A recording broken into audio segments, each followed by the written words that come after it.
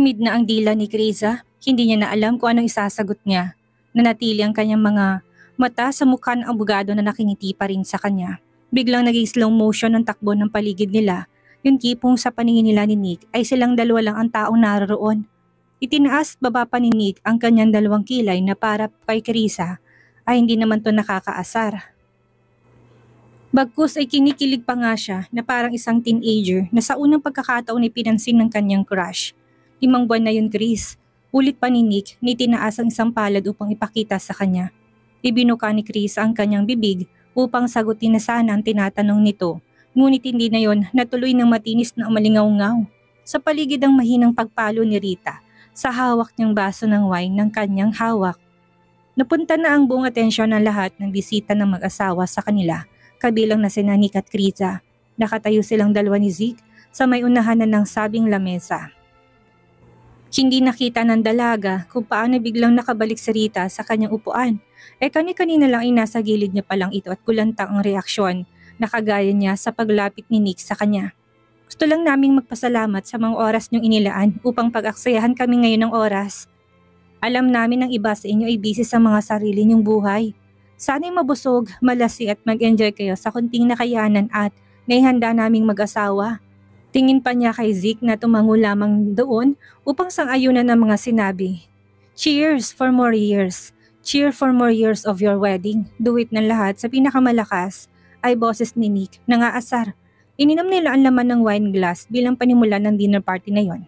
Matapos noon ay nagsimula ng iserve ang kanilang pagkain ng mga naka-uniform na waiter at waitress. Hindi magawang tanggihan ni Chris ang mga pagkain inilalagay ni Nick sa kanyang plato na kagaya ng dati. Ilang beses niya sinubukan na sawayin ito pero hindi niya magawa dahil aminin niya man o hindi. Sobrang na-miss niya ang ganitong pag-aalaga sa kanya ng abogado. Maging ang pagkuha ng tubig niya ay sinik din ang gumawa noon. Ilang beses niyang nahuli ang mga kasama nila sa table na panay ang sulyap sa kanilang dalawa. Malamang nagtataka sila, hindi rin kasi lingid sa kanila na hiwalay na sila. Pero hetod kung makapag-alaga si Nick, akala mo'y bigla silang nagkaroon ng comeback. Salamat Attorney Bentacourt. Maingat na sambit ni Kriza na kinagat pandila pagkatapos. You're welcome, Chris. Prente sagot ni Nick na sinimulan na rin doon ang kanyang pagkain. Parang sinisilaban ng katawan ni Kriza sa init kaya kahit na nakatodo naman ang aircon sa banda nila. Hindi niya maintindihan ng sarili kung nahihiya o ano. Alumpihit na nagsimula na siyang kumain kahit ng pakiramdam niya ay parang nasa kanyang lahat ng paningin ng mga kasalo kahit hindi naman. Ilang beses nagtamang mata nila ni Rita. Nabatid niyang nanunukso ito kahit na hindi tahasang sabihin niyon.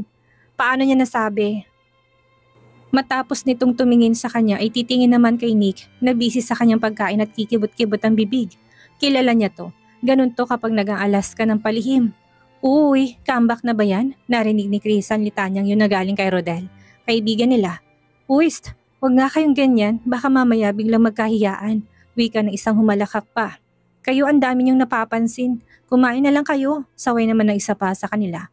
Sinulapan ni Chris sa sinik na abala pa rin sa kanyang maganang pagkain. Naiiling na lang din ang ulo pero hindi niya yon nagawang alisin sa mukha ng binata. Sobrang komportable talaga nito gaya ng dati. Marahan ang panguya ni Chris sa pagkain nasa bibig. Iniisip pa rin ang sinabi ni Nick kanina. Ibig sabihin ba nun, space lang ay binigay nito pero sila pa rin? Yun ba ang pagkakaintindi ni Nick? Malinaw niyang natatandaan na nakipag-break na siya dito. Paano niya yun ulit i-explain sa abogado? May gusto ka pang ipakuha? Angat ni Nick ng mukha na kanina pa nararamdaman ang paninitig ni Kriza na ginagawa sa kanyang mukha. Gaya ng dati, napakaamo pa rin ng mukha nito na mas gumanda. Wala na, okay na ako dito. Baka nga hindi ko na ito maubos. Nakakahiya naman, uminom na muna ng tubig si Nick bago muling hinarap ang dalaga. Itira mo lang sa plato mo kung hindi mo kayang ubusin. Akong uubos para sa'yo. Muntik na masamit si Kriza nang nanunuksong mga matang na patingin ng lahat ng kasalo nila sa table sa kanilang banda. Kabilang na doon si Rita na parang pigil ang kilig na nararamdaman. Mukhang comeback na talaga. Si Rita na nagsabi kaya otomatiko na ito inirapan ni Kriza. Ano ba yung comeback kasi Rodel na sinasabi mo? Baling nito sa isa sa mga kaibigan nilang natatawa. Kung hindi lang nakakahiya, kanina pa niya tinawid ang pagitan nila at sinabunutan ng kaibigan. Samantalang dati noong nagsumbong siya sa kanya ay kasama ng dalagang kaibigan na nagplano ng balatan nila ng buhay si Nick. Ngunit ngayon ibang sinasabi nito. Bigla itong bumaligtad at nakikisali pa talaga sa mga nang aasar sa kanya. Pasalamat ang babae, mahal niya to. Dahil kung hindi ay lagot to. Anong pinagsasabi niyo? Pulang-pula ng mukhang tanong ni Kriza. Hindi niya na kayang pangasar nila sa kanila ni Nick. Huwag niyo sa aming ibigay ang spotlight. Ang party na to ay para kay Rita at sa asawa niya. Hindi magawang mabanggit ng dalagang pangalan nito dahil naiinis pa siya. Akmang apilar na rin. At itutuloy pa siya ng pangasar sa kanila ni Nick nang biglang mag-play ang violin sa gilid nila. Kinuha ni Zeke ang kamay nito at sinayaw ang asawa. Gayon din ang ginawa ng iba na kasama ang mga partner nila, kabilang sina Nick at Krisa sa naiwan sa table. Natanggal ng main course na nakahain at napalitan yun ng mga dessert. Gaya kanina, nasikaso na naman siya ni Nick dito. Pas, hindi na ako mahilig sa matamis. Saglit na natigilan doon si Nick. Bakit? Favorite mo to ah. Hindi na ba after ng 5 months? Puno na pagtatakan turo pa ng binata sa hawak na lalagyan ng cream brulee na walang hiya niya nang kinuha sa gitna ng lamesa.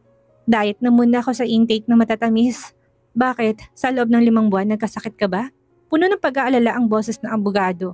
Hindi naman, kaso napapansin kong tumataba na ako eh. Marami kasi sa mga students namin ng kung ano-anong regalong dinadala. Nakakahiya naman kung tatanggihan kong grasya. Blessing yun eh. Mahinang natawa si Nick na siya na lang ang kumain ng dessert na kinuha niya na para kay Kriza. Umangat panlabi ng abogado. Nararamdaman niyang magiging okay na ulit sila ng dalaga mula sa gabing iyon. Hindi na ito awkward makipag-usap sa kanya. Nakakatingin na rin ito ng diretso sa mata. Hindi ka naman tumaba, Chris. Medyo lumusog ka lang ng konti pero bumagi naman to sa'yo. Sambit niyang niyakap ang isang braso sa likod ng upuan ni Krisa na animoy nakaakbay siya dito. Pakiaming ngumiti lang si Krisa sa tinulin ni Nick. Hindi ito nagbago, ang bolero pa rin. Bumalik na sa table nilang mga sumasaya na pareha kanina sa saling ng violin at nagplano simulan ng inuman. Nila na una pa lang ay napag-usapan na. Yun lang kasi ulit ng pagkakataong nagkasama-samang mga to. Simulan na, lumalalim ng gabi. Tumayo si Krisa upang magpaalam na gagamit ng banyo. Nang malakas na magring ang cellphone ni Zeke, naburong lahat ng parehas ng mga mata sa kanya. Sinulyapan yun ng lalaki at nang makitang si Ami hindi niya pinansin yon. Sumenyas sa mga kaharap na bisita na ituloy ng inuman. Simulan yun na, huwag yun ang pansinin, salit-salita na tinignan ni Chris ang mag-asawa. Muli kasing tumunog ang phone at nagbago ng ekspresyon ni Zeke. Nang lumipat ang mga mata ng dalaga sa kaibigan niya si Rita, nakita niyang intact pa rin ang postura nito kahit na alam niyang sa kaloob-looban ng babae nangangalit na. Siyempre, may paokasyon sila at bisita. Nabahala na si Krisa na makitang naikuyom na ng kaibigan niyang 2 kamao na nasa ilalim ng mesa sa sinabi ni Zeke. Sagutin ko nga lang saglit ito, makulit eh. Anitong umalis na para lumabas ng VIP room. Napahinga na ng malalim si Krisa. Nilingon si Nick na nakatitig ngayon sa mukha niya. Naghihintay sa gagawin niya. Excuse lang Nick ha, gagamit lang ako ng banyo. Kalmadong boses niya sambit. Tumango lang naman si Nick na naintindihan ang sitwasyon ng kaibigan ng dalaga. Rita, saan ang banyo? Samahan mo ko. Sumama naman ang kaibigan niya sa kanya. Walang imik nilang tinahakandaan patungo doon. Dumiretso sa cubicle ang dalawa at pagkatapos ay sa lababo nagtungo magkaibigan upang maghugas ng kamay. Nagkakausap pa rin ang dalawa, tanong ni Krisa kay Rita nang tinutukoy ang babae nitong si Ami. Ang sabi kasi na kaibigan dati hindi na raw, kaya naman nakipagbalikan ng gaga. Akala ko ba, hihiwalayan mo na? Ano nangyayari sa'yo? Pahalagahan mo nga sarili mo. Hindi sumagot si Rita, namula lang ang mga mata nito na halatang sobrang sama ng loob. Wala ka na bang ibang choice, Rita? Tingnan mo ko, kahit na umiyak pa sa akin ng dugo si Nick, hindi ko na tinanggap dahil ang sakit na niyang mahalin. Kung tutuusin, ang babaw pa ng ginawa niya sa akin ha. Kasi gusto ko ma-realize niya na mali siya. Binigyan niya rin ako ng time makapag-isip. Ikaw ang lalanong sa'yo. Hindi ka naman dapat martir. Kasal lang naman kayo. Makinig ka nga sa akin, inaabuso ka na niya. Tahimik na pinagmasdan ni Chris ang nanginginig na kamay ni Rita na may kinuhang stick ng sigarilyo sa loob ng kanyang bag. Inilagay yon sa nangangatal na rin niyang bibig. Dismayadong napailing pa si Krisa sa nangyayari sa kanyang kaibigan. Tingnan mo na, tinuruan ka pa niyang magbisyo. Hay nako, bumitaw ka na kasi sa gunggong na asawa mo. Bitaw ka na Rita. Alam kong hindi na siya magbabago pero mahal ko siya Krisa, mahal ko. Hindi pagmamahal yan, katangahan na. Napakamot na sa leg niya si Krisa, nainis na sa kaibigan niya. Ang sarap nitong iuntog sa pader ng matauhan naman kahit papaano. Siguro nga katangahan na. Ano siguro, katangahan na talaga yan. Mumuso si Rita, nagpapaawa sa kaibigan. Oo na Krisa, katangahan na kasi nahuli ko na nga siyang bumili ng apartment para doon itira si Ami. Pero inuloy ko pa rin ang event ngayon. Alam mo yun? Ang laking pera ng nilustay niya para sa punyetang babae niya tapos ako nagbubulag-bulagan pa rin. Putragis naman Rita, mahal ko nga kasi. Hindi mo maintindihan. Hikbi ng babaeng na malisbis ng luha pababa sabay padyak ng paa na parang isang bata. Napanganga na doon si Krisa. Kaya tinanggap ko na lang na ganun siya. Hindi niya kayang iwan ng kerida niya. Ang mahalaga, nabibigyan niya lahat ng gusto ko. Hindi man physically pero financially Krisa. Naibibigay niya sa akin. Walang hiya naman Rita. Kamustang mental health mo? Masaya ba? May peace of mind ka ba? Wala hindi ba? May pera kang at nabibili ang lahat. Wala ka namang peace of mind. Lugi ka pa rin. Dehado ka pa rin girl. Patuloy pang umiyak si Rita, ngunit maingat niyang sinalong mga luha ng tissue upang wag kumalat ang makeup niya sa muka. Walang nagawa si Krisa kung hindi yakapin to. Kaya ikaw, huwag mo kong gayahin. Pabirong kinalto ka ni Krisa ang ulo ni Rita, kaya natigilan to sa sasabihin niya sana. Hindi mo ko kagaya, martir. Nagkatawanan na magkaibigan na lumabas na ng banyo. Ibinalik ni Rita sa bagang stick ng sigarilyo na hindi rin nagawang sindihan. Sa hallway ay nakasalubong na nila si Zeke. May pagmamadali ang mga hakbang at malikot ang mga mata kahit na nakangiti to. Zeke, seryoso ka? Sa wedding anniversary pa talaga natin. Ganyan ba siya ka-importante sa'yo na hindi mo magawang tanggihan ha? Hinihingal na tanong na ni Rita sa asawa. Gumilit si Krisa pero hindi iniwan ng kaibigan. Ano, pupuntahan mo pa rin ang sawsawan ng bayang babaeng yon? Zeke naman, kahit ngayon lang naman oh. Please, may mga bisita tayong kasama dito. Rita, anong pinagsasabi mo? Hilaw tong tumawa na titingnan ni Krisa na nasa gilid pa rin nila at nakahalukip-kip. May problema sa kumpanya at... Kumpanya? Ang sabihin mo babae mo. Nakita ko sino tumatawag. Huwag mo kong gawing tanga. Si Ami ang tumawag. Ang makapal na babaeng yun. Rita, huwag kang mag-iskandalo. Nakakahiya kay Krisa na naririnig ang... Kahit hindi niya marinig, alam niya. Ilang minutong tinitigan ni Zeke ang mukha ni Rita na pulang-pula na sa matinding galit. Gusto niyang pagbigyan ito sa gusto at manatili doon pero mas importanteng pupuntahan niya. Sa loob ng mga taong kasal sila ni Rita, ayaw nitong magkaroon sila ng anak. Bilang lalaki gusto niyang maging ama. Iba si Ami dito na willing magpaanak sa kanya kahit na hindi naman sila legal. At yun ang dahilan. Buntis ng babae at may cravings to na kailangan niyang bilhin upang kainin. Baka mapano kapag hindi niya naibigay. Babalik din ako kagad ha? Wika nitong nilagpasan na si Rita na hinang-hinana. Kahit huwag ka nang bumalik, ponyemas ka. Nagpatuloy si Zeke sa paglalakad. Napailing na lang si Krisa. Napaka-heartbreaking naman ng tagpong iyon. Siguro kung sa kanila ni Nick yun nangyari at nagkataong kasal sila, ewan na lang kung anong nagawa niya. Baka ibinilibag na niya ito sa sahig upang magkalasug-lasug ang buto at maging inutil na lang na alagain habang buhay niya. Hayop ka Zeke, huwag ka nang babalik dito. Wala ka nang babalikan. Akala mo ikaw lang ang marunong gumawa ng kabalbalan? Ako rin.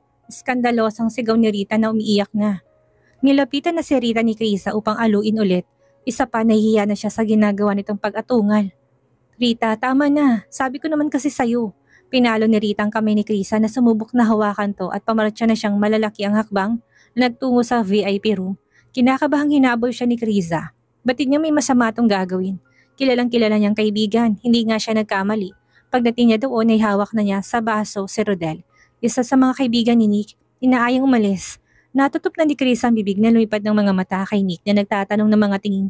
Ipinupukol sa kanya kung anong nangyayari. Umiling siya. Si Rita ang kailangan niyang unahin, hindi to pwede na mapariwara sa harapan ng mga bisita niya. Samahan mo ko sa club, Rodel. Tutal wala naman na si Zeke at pumunta na sa babae niya. Gusto ko uminom at magpakalasing. Naagaw ng halos lahat ng mga bisita nitong kanyang bulgar na sinabi sa lalaki. Nangapal ng balat sa ulo ni Krisa sa hiya para sa ginagawa ng kanyang kaibigan. Lumapit na siya sa kanila at bahagyang hinilang kaibigan palayo kay Rodel na tumayo na. Girl, anong ginagawa mo? Gusto mo uminom? Dito na lang tayo. Bakit aalis pa kayo? Bakit pupunta pa kayo ng club? Ani ang makahulugang nginitian pa si Rita. Dito ka na lang, sasabayan pa kita ha? Kumpara kanina ay maingat na tinanggal ni Rita ang kamay ni Krisa na nakahawak sa kanya. Puno ng determinasyon ng muka. Alam kong ginagawa ko, Krisa. Gusto ako ni Rodel simula pa lang noong college. Kung tutuusin niligawan niya ako noon. Wala na namang hiyang anunsyo pa ni Rita na ikinalaki ng mga mata ni Krisa. Hindi niya na kinakayang pasabog ng kaibigan. Hindi naman yung tinatanggi ni Rodel na nakaani ng lihim na pang-Alaska sa ibang mga bisita ni Narita. Inilibot na ni Krisa ang paningin niya. Mukhang siya lang ang walang alam sa bagay na yon dahil maging sinik kay halatang alam ang bagay na yon. Umiling si Krisa. Hindi pa rin tama yun kahit hindi rin naman yung tinatanggi na namumulang si Rodel. Hindi nga nito inalis ang hawak ni Rita. Bagkus ay niyakapan nitong isang braso sa bewang ng kanyang kaibigan. Goodness, anong kalokohan to? Kung alam lang ng dalaga na may ganitong ganap, lalong hindi niya pinilit ang sarili na pumunta dahil siyang nahihiya para kay Rita.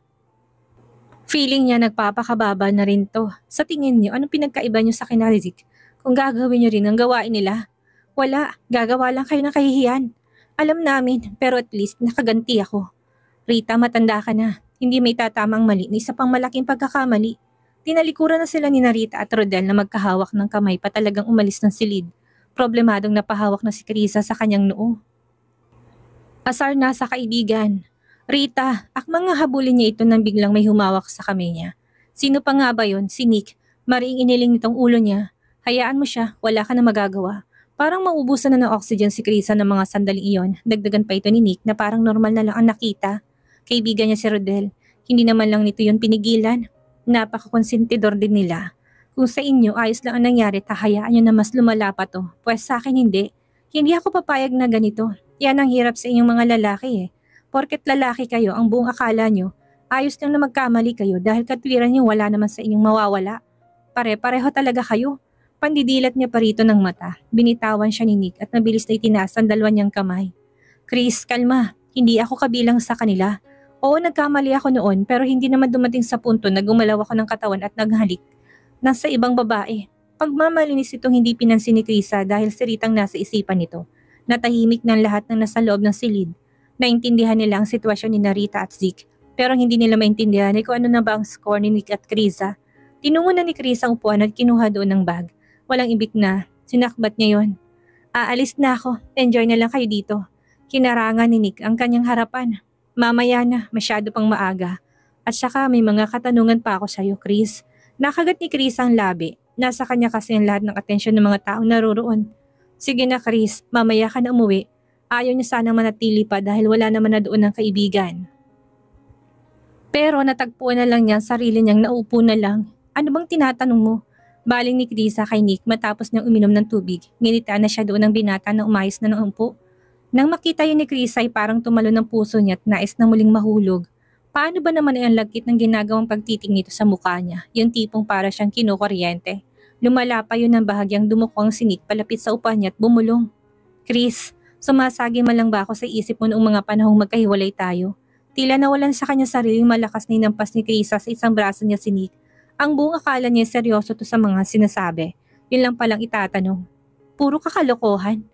Bakit naman kita iisipin? Malakas niyang balik ng tanong. Sa lakas ng boses ng dalaga ay napalingon ng mga bisitang naroon pa rin sa banda nila. Nanunukso na rin ang kanilang mga mata. Malakas na humalakak si Nick na umalingaw-ngaw sa bawat sulok ng VIP room. Napatingala pa si Nick sa sobrang saya niya dahil nakita niyang muli kung paano mag-blush ang mukha ni Krisa ng malala. Kasi mismo ko, napipi kung tumayo na muli si Krisa at sinamaan ng tingin si Nick. Alam ng dalaga na pinaglalaroan na naman siya nito. Ewan ko sa'yo, Attorney Bentacourt. O saan ka na pupunta? Uuwi na ako. Binubuli mo lang naman ako dito. Aminin man ni Krisa o hindi, nasisiyahan siya sa mga ganito nilang interaction ni Nick. Walang pressure, walang responsibility. Yung tipong parang magkakilala lang sila na medyo magkaibigan. Mamaya ka na nga kasi Chris, babalik yun dito si Zeke. Hintayin mo, hahanapin niya asawa niya. Ayaw mo makita ang part na yon? Sige, ikaw rin na magsisisi sa huli kapag hindi mo yun masaksihan.